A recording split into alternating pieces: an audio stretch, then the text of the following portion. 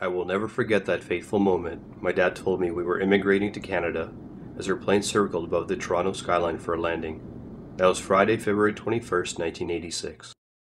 We came to Canada from what was then Czechoslovakia, a country under strict communist rule since the Russian invasion in 1968. Freedoms were highly limited, and immigration was illegal.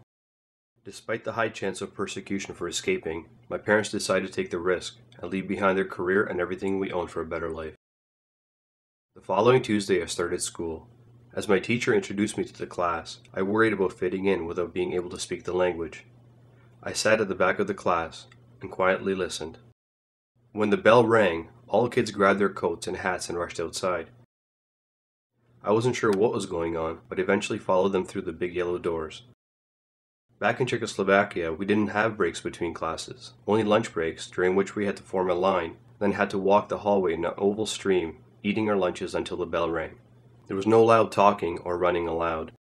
When I walked outside, I saw kids talking with their friends, skipping, running, and playing. They shouted at each other with excitement and happiness in their voices. I watched in amazement. What most of them didn't realize is how free they were. Most were born into this freedom, and they didn't have to think about it. It was like the air they breathed. It was always there in the background. They didn't see it. Yet to some in this world it is the most important possession.